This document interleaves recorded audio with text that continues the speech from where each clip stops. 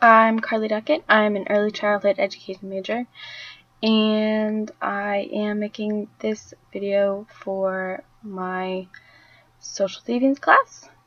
And I'm talking about No Place to Hide by Glenn Greenwald, the book that he wrote about Edward Snowden's NSA leak.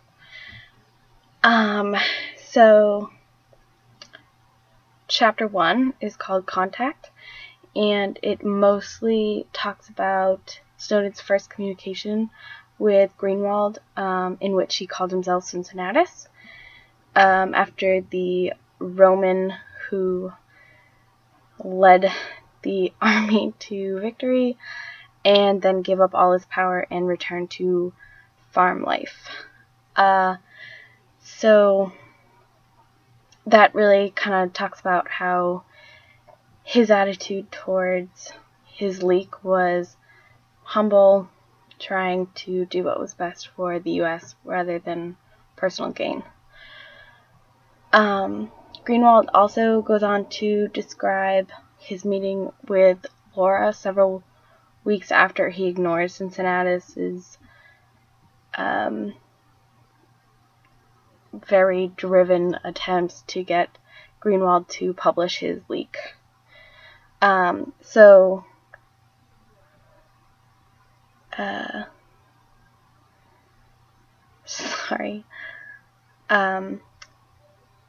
The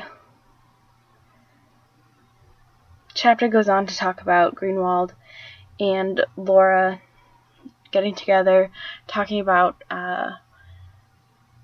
what the options are for publishing this leak and whether or not it's serious, whether this mystery person is legitimate or not.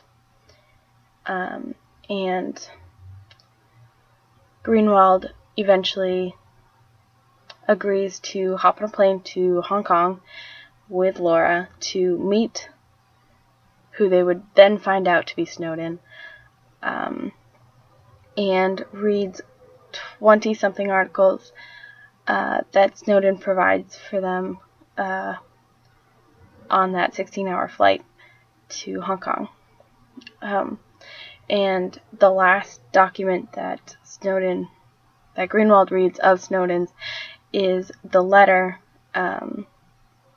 that basically describes his intentions, what he knows will happen to him once the leak is found out to be him, and what it'll do to his career and his family and all connected parts of his life. So then that brings us into chapter 2, 10 Days in Hong Kong, which is basically a summary of Greenwald's time in Hong Kong, his first meeting with Snowden, and how Greenwald expected him to basically be a completely different person than the person he met in that hotel in Hong Kong. He was much younger than Greenwald expected him to be, and hadn't finished high school, but was clearly a genius and extremely technically inclined.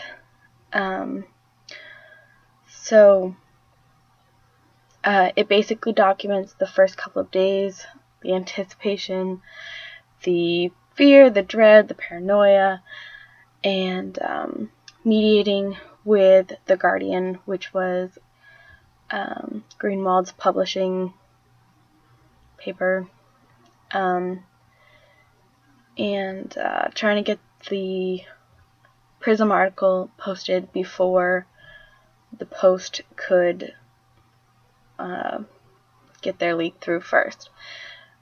Basically, it was a race to get that first article written, but it turned out that the Post didn't necessarily vet the article and didn't really find out that the telecom providers hadn't claimed to know anything about their alleged working with the NSA. So therefore, The Guardian and Greenwald could spin their story that the two parties were conflicting on what was really happening in the NSA. And then Greenwald talks also a lot in this chapter about his desire to make sure that Snowden basically understands everything that will happen to him after these articles are published.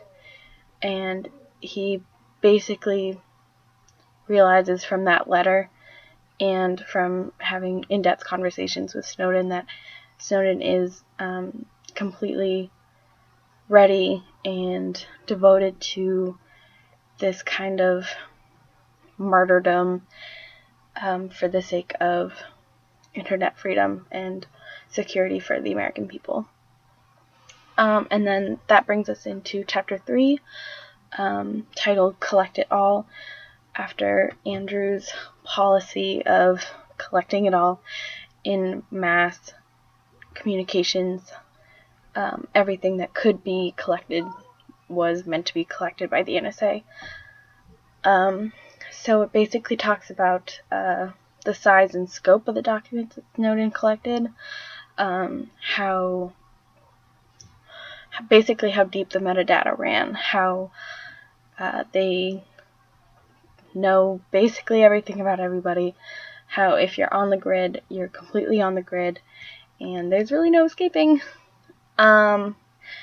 So Snowden's meticulous dedication to ensuring that people would understand what the raw data that he had pulled from the NSA actually meant, so that when it was published, Greenwald and Laura could convey exactly what those technical terms meant, and why the people should be upset about it, why there should be open debates, and basically why it was important. So one quote that I found really interesting from this chapter was that the Snowden archive led to an ultimately simple conclusion. The U.S. government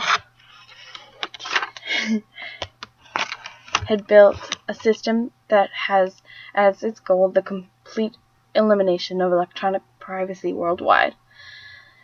So that pretty much sums it up, exactly what the U.S. government's goals were for these NSA collections of data. And the rest of this chapter details the methods used to collect the metadata and about the NSA's strategic partnerships with the telecom providers and the internet providers, Verizon, Yahoo, Google, Apple, you name it.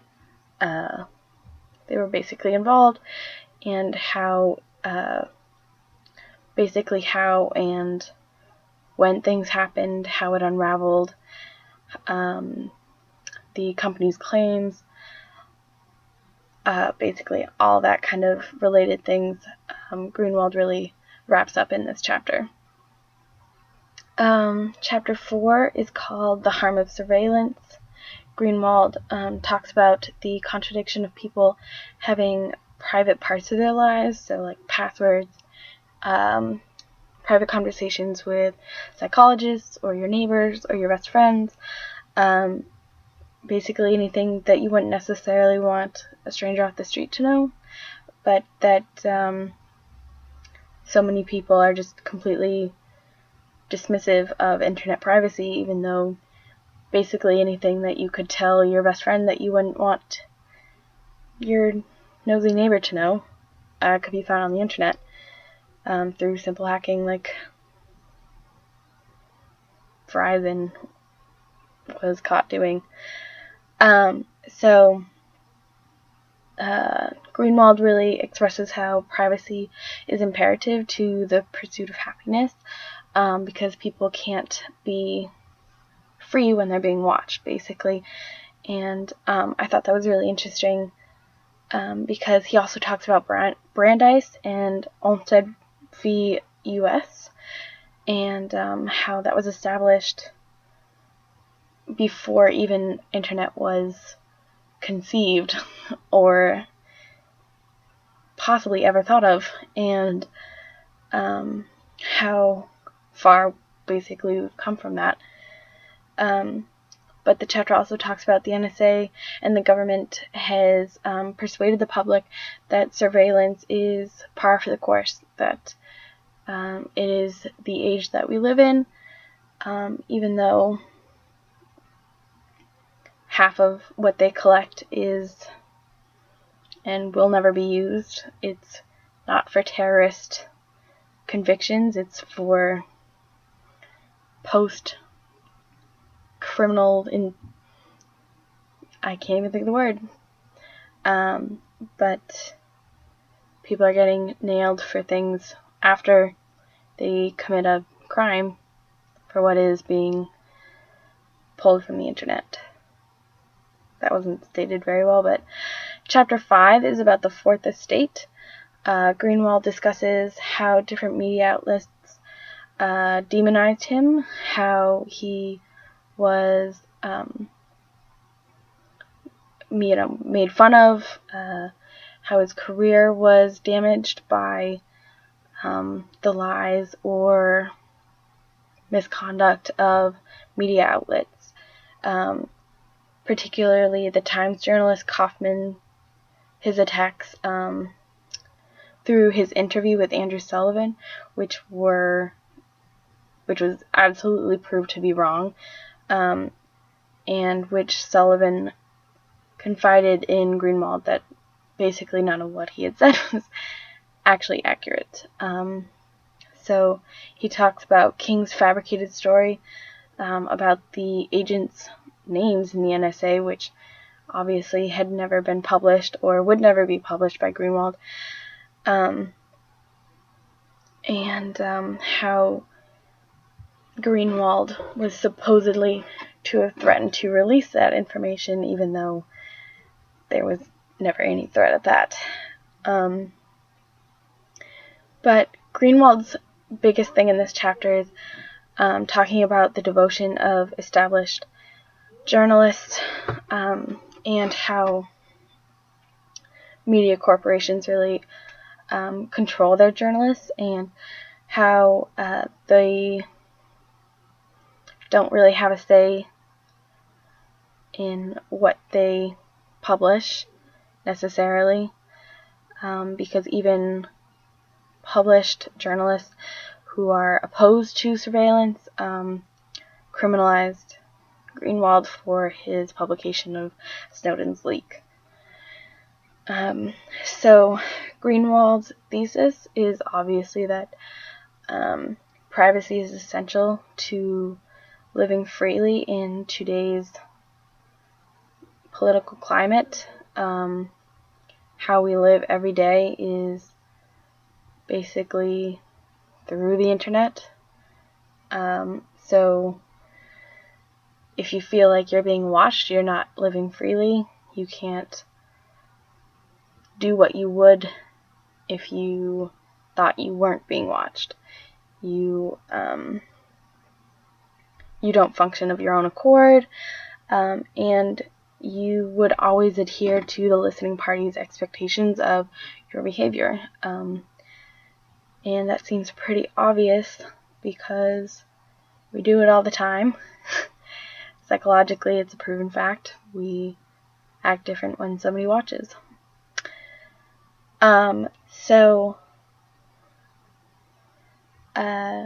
What I liked about the book was definitely how he talked about his own connection to Snowden. It was really basically a novel, his own autobiography about what happened to him personally when he met Snowden, what transpired after he met Snowden, and then it branches off into more of like the technical privacy parts when Snowden escapes to Russia. So I liked the first part a lot because it was more about his personal connection to what to the story he was trying to convey. And then the second part was so clearly about what had really nitty-gritty happened in the depths of the NSA, and it was just very exciting and interesting to read. Some parts of it were definitely very technical and kind of a little hard to understand as somebody who had a hard time turning on her webcam to do this project. But yeah, so I think I'm a little over. So thank you